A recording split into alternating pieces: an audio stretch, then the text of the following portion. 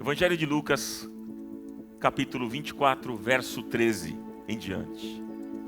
Naquele mesmo dia, dois discípulos, estavam indo para um povoado chamado Emaús, a 11 quilômetros de Jerusalém. No caminho conversavam a respeito de tudo o que havia acontecido. Enquanto conversavam e discutiam, o próprio Jesus se aproximou e começou a caminhar com eles. Mas os olhos deles foram impedidos de reconhecê-lo. Ele lhes perguntou: sobre o que vocês estão discutindo enquanto caminham? Eles pararam com os rostos entristecidos.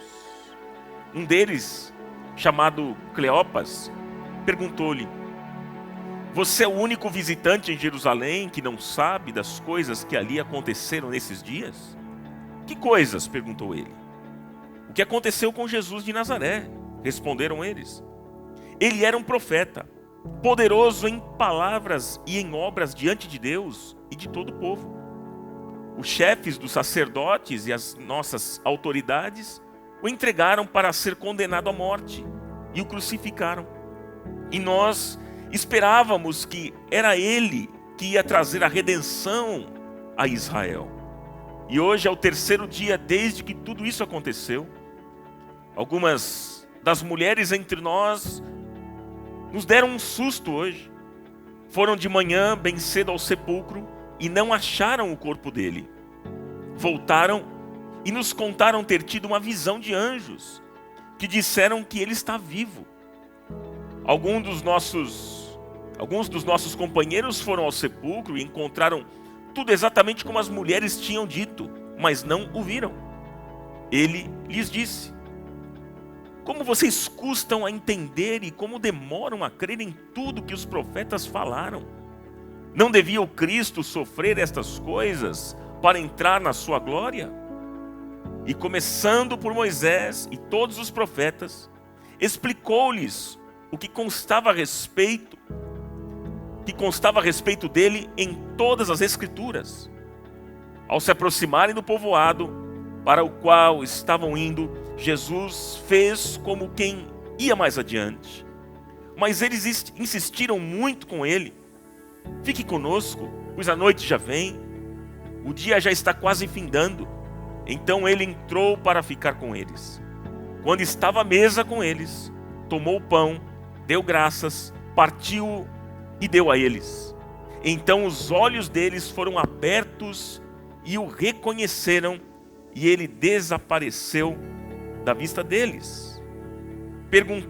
Perguntaram-se um ao outro: não estava queimando o nosso coração enquanto ele nos falava no caminho e nos expunha as Escrituras? Levantaram-se e voltaram imediatamente para Jerusalém. Ali encontraram os 11 e os que estavam com eles reunidos, que diziam: é verdade, o Senhor ressuscitou e apareceu a Simão. Então os dois contaram o que tinha acontecido no caminho e como Jesus fora reconhecido por eles quando partia o pão. E que o Espírito do Senhor nos abençoe nesta noite. Amém. Pergunto a você: alguém já te prometeu algo e não cumpriu? Hein? Sim ou não? Creio que sim. Creio que todos nós aqui já tivemos uma experiência assim. Qual foi o seu sentimento? Qual foi o seu sentimento? Talvez você esperava uma atitude positiva de uma pessoa, mas ela não correspondeu. Talvez você esperava um favor e ajuda de um amigo, mas ele foi indiferente.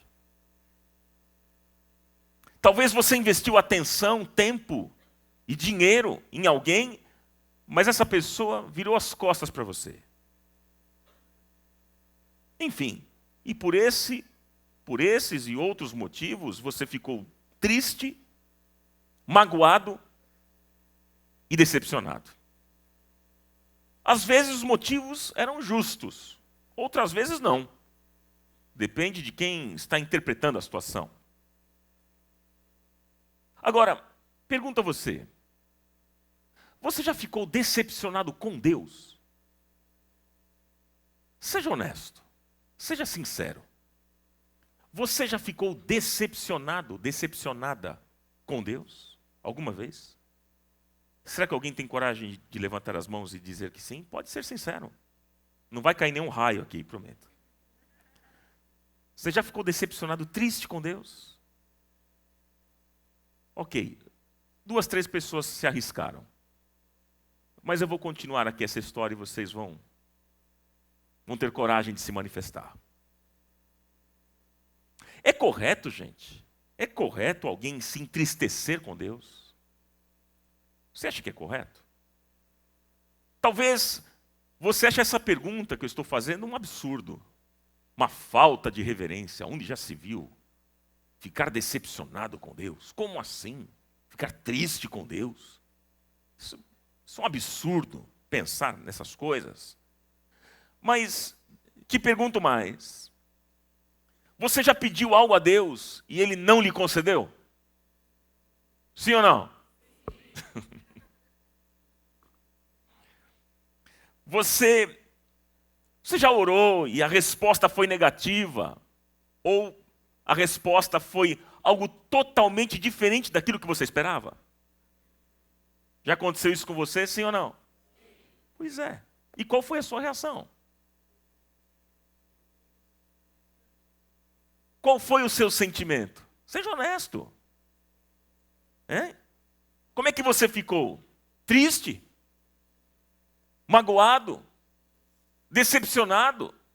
Dizendo, poxa, eu pedi a Deus. Deus conhecia, Deus conhece o meu coração. Ele sabe da sinceridade com que eu pedi estas coisas. E por que Deus me respondeu de outro jeito? Por que aconteceu tal coisa?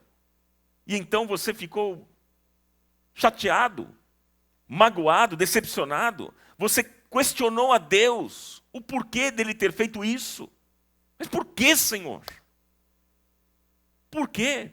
Sabe, de certa forma, queridos, todos nós aqui já ficamos tristes, magoados e decepcionados com Deus. Você pode não verbalizar isso. Mas aqui dentro, e Deus conhece o nosso coração, sim ou não? Você ficou sim. Porque você esperava uma resposta positiva e de repente ela foi negativa. Porque você esperava um caminho e Deus te mostrou um outro caminho. Todos nós.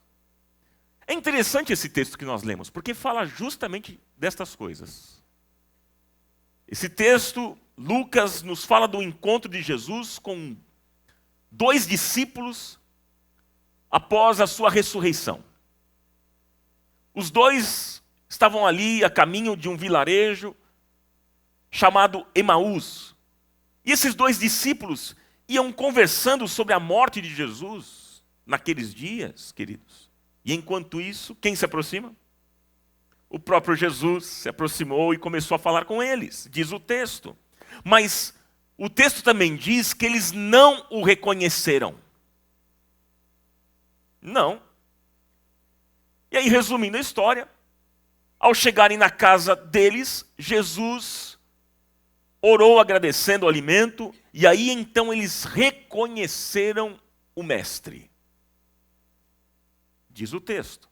E logo Jesus desapareceu e os discípulos voltaram para Jerusalém para contar aos outros o que havia acontecido. Esse texto mostra para nós, irmãos, 2 situações interessantes. 2 situações. A primeira situação foi a decepção dos discípulos com Jesus. Porque eles esperavam uma coisa e aconteceu outra. E a segunda situação é a tristeza de Jesus com os discípulos, porque eles não haviam entendido o significado da sua morte. Eles não entenderam nada. Aí eu pergunto para você aqui nessa noite, quais são os motivos da sua tristeza? Quais são os motivos da sua mágoa? Da sua decepção? Talvez você esteja triste com Deus, embora você não tenha levantado a sua mão com medo de Deus arrancar o seu dedo fora.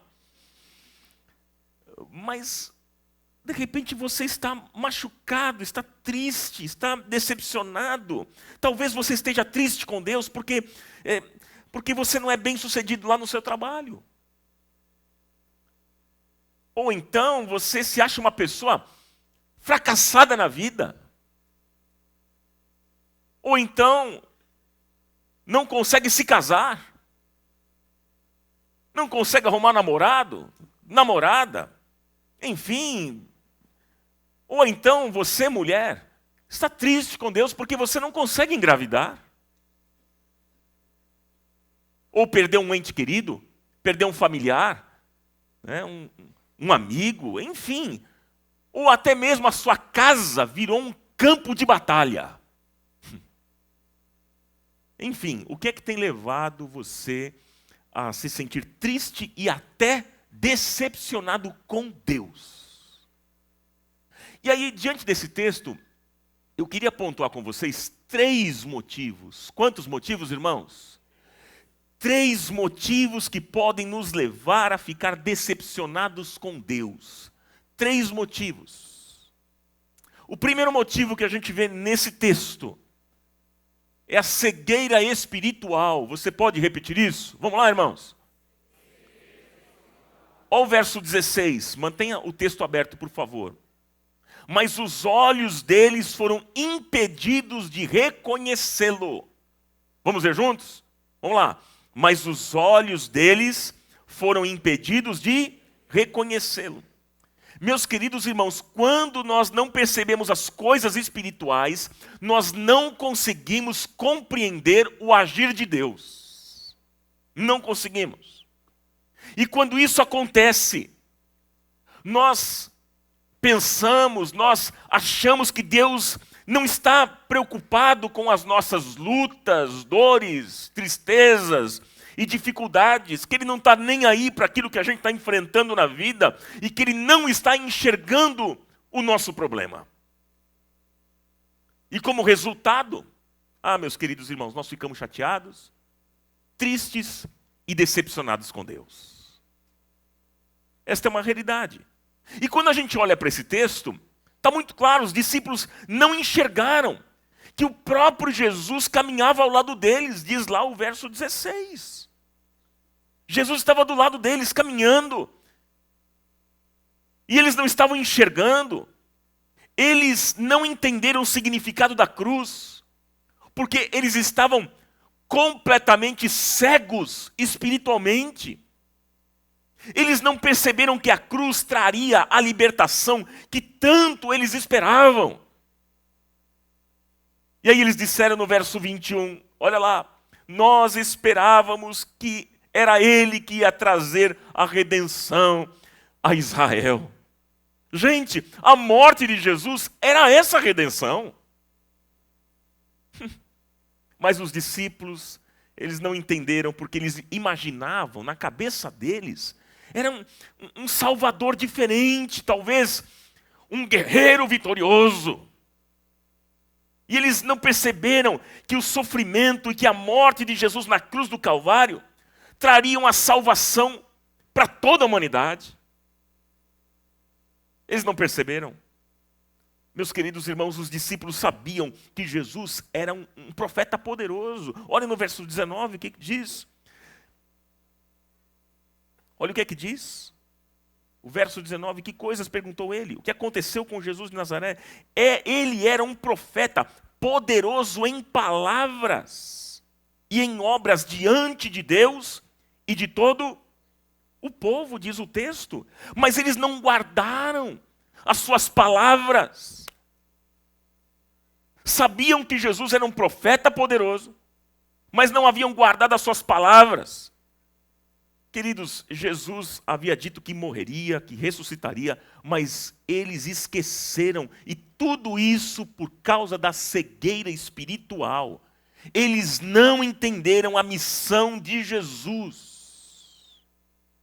Aí eu pergunto para você aqui nesta noite, o que é que tem impedido você de enxergar os planos espirituais e os propósitos de Deus diante de um sofrimento, dor, luta ou circunstância adversa? Hein? Você tem se lembrado do que Deus lhe disse pela palavra? Você tem trazido à sua memória as promessas de Deus para a sua vida, para a sua casa? Hein? Você tem se lembrado das promessas de Deus? Porque, vou dizer algo importante para vocês. Se você não se lembrar, você corre um sério risco. Se você não se lembrar, você corre o risco de se entristecer e se decepcionar com Deus. Que foi justamente o que aconteceu aqui no texto. Irmãos, quantas vezes Jesus está caminhando ao nosso lado e nós não o enxergamos? Não vemos Jesus? Nós somos muito parecidos com os discípulos. A gente não pode criticar os discípulos, porque nós somos iguais. Pois mesmo tendo Jesus conosco, caminhando ao nosso lado, nós não conseguimos reconhecer por causa da nossa cegueira espiritual. Esse é o ponto, queridos. E a Bíblia diz que eles ficaram tristes. E nós também nos entristecemos. Os nossos olhos espirituais, meus irmãos, precisam ser abertos para nós entendermos os planos e os propósitos de Deus. Certa vez, Jesus, diante de um cego lá no livro do Evangelho de Marcos, no capítulo 10. Diante de um cego, Jesus disse: o que é que você quer que eu lhe faça? E aquele cego respondeu: mestre, eu quero ver. E Jesus nessa noite está fazendo a mesma pergunta: o que é que vocês querem que eu lhes faça? E nossa resposta é dizer: Senhor, nós queremos ver. Nós queremos ver. Levante as suas duas mãos e diga isso: Senhor, eu quero ver. Abra os meus olhos. Eu quero ver. E que o Senhor abra os teus olhos para que você possa ver. Você pode dizer amém a isso? Amém? Olha o segundo motivo que pode nos levar a uma decepção com Deus. O segundo motivo é a dificuldade de crer. Diz lá o verso 25: como vocês custam a entender e como demoram a crer, disse Jesus. Meus irmãos, os discípulos estavam com dificuldade de crer, mesmo com tantas evidências. O próprio texto mostra as evidências. Veja lá no verso 22 e 23. Ali mostra uma evidência: o corpo de Jesus já não estava mais no sepulcro. Primeira evidência. No verso 23, diz que os anjos disseram que Jesus estava vivo. Outra evidência. Uma terceira evidência: os companheiros ali dos discípulos, eles foram ao sepulcro e o encontraram vazio, exatamente como as mulheres haviam dito. Olha quantas evidências. Então, os discípulos não deveriam estar tristes. Eles deveriam celebrar. Porque Jesus havia dito que ressuscitaria, mas eles estavam tristes. E como diz o texto, e com dificuldade de crer.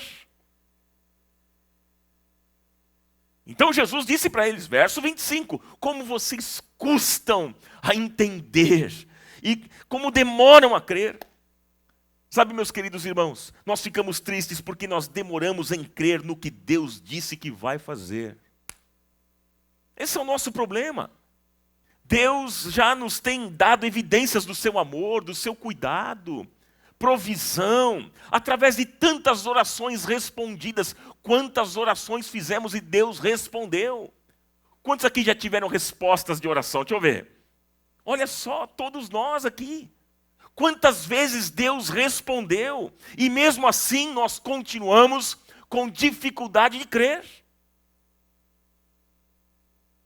Nós colocamos, infelizmente, nós colocamos os nossos olhos nos problemas, nas crises, nas dificuldades, e nós esquecemos do que Deus quer fazer em nossa vida.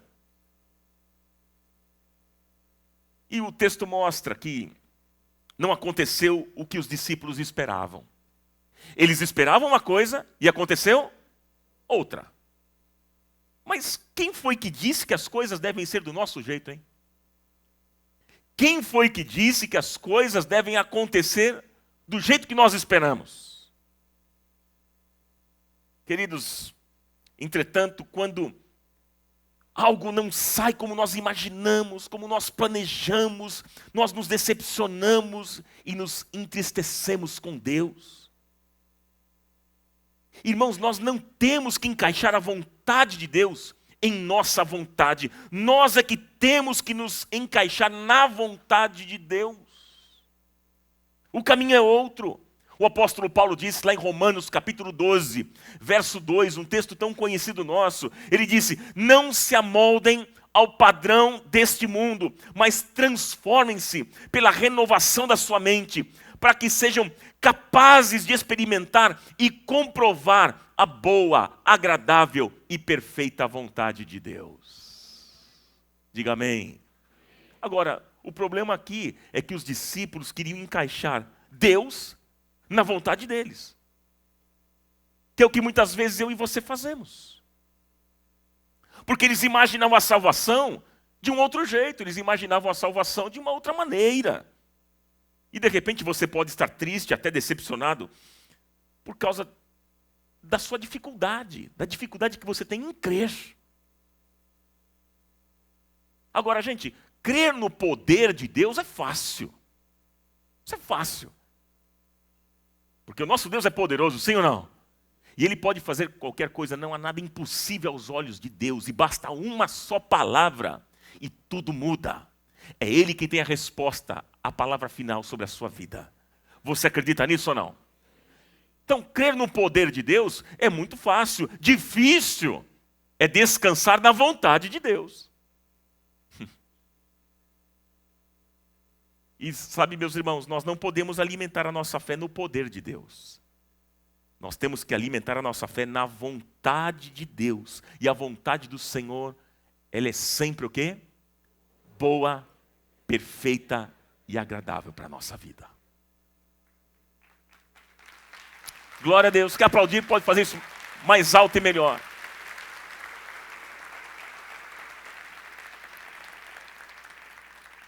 E o terceiro motivo, anote aí.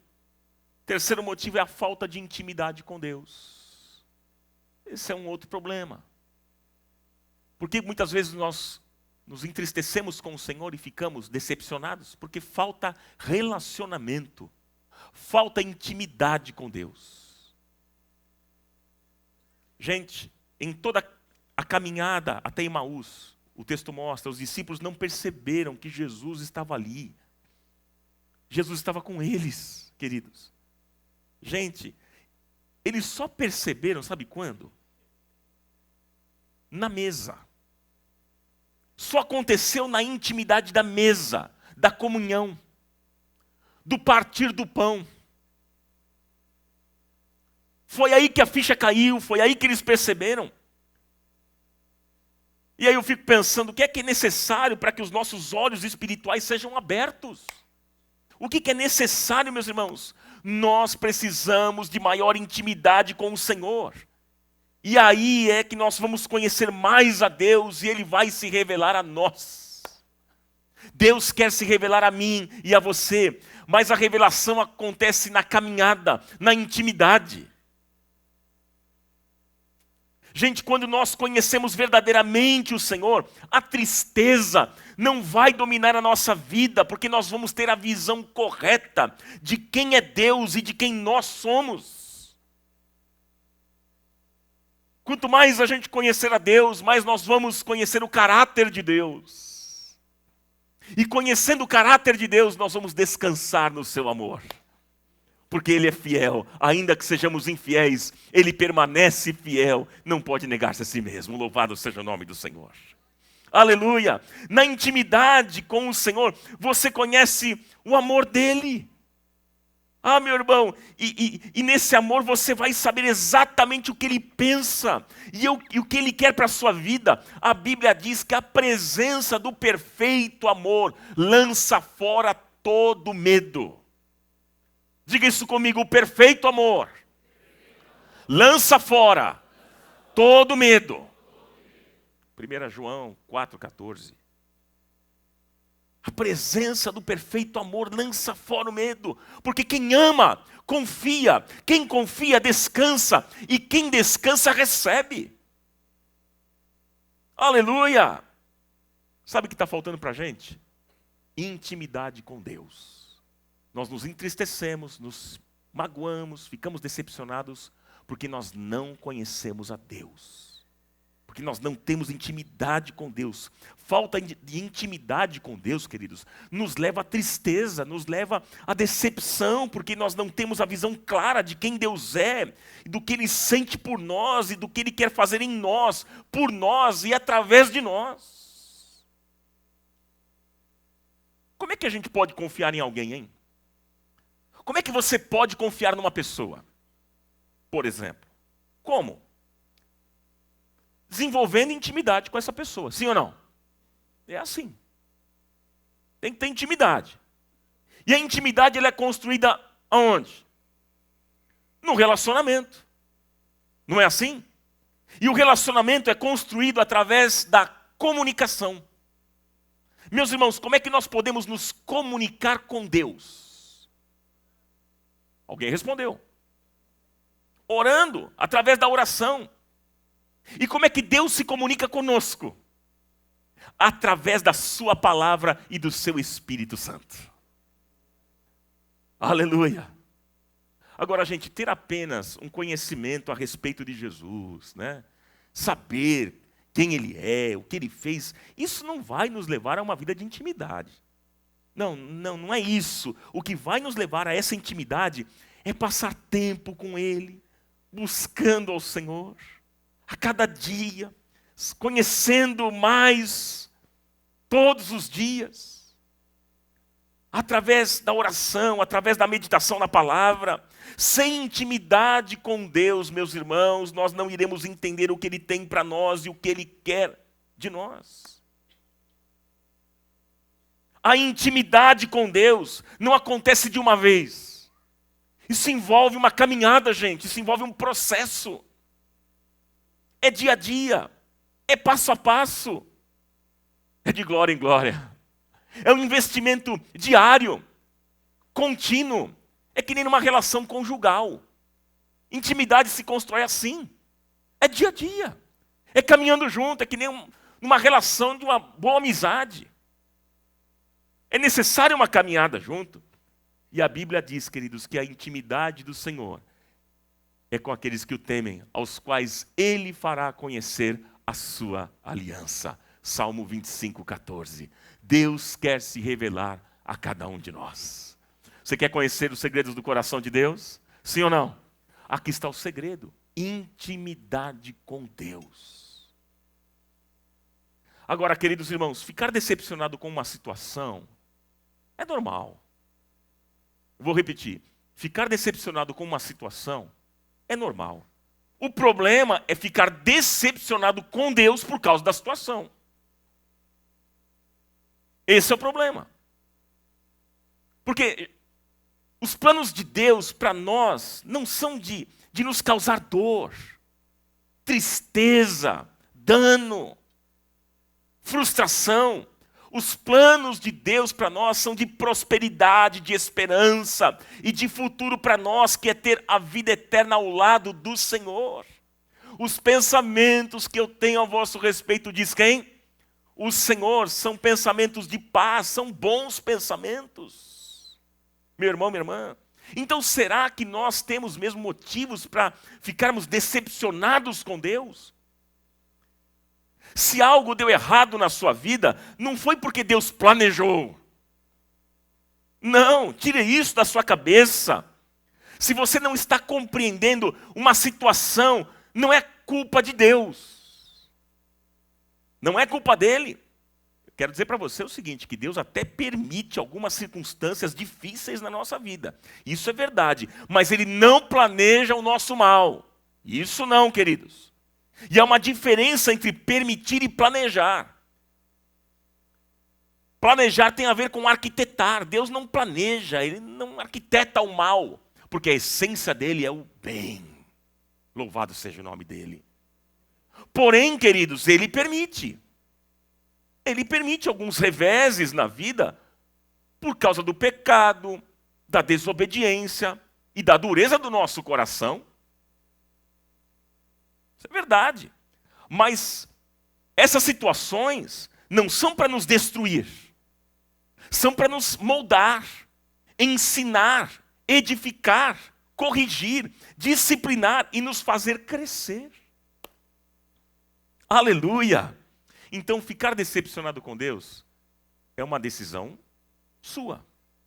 O que você vai decidir? Nós podemos ficar tristes com Deus ou podemos decidir continuar confiando nele.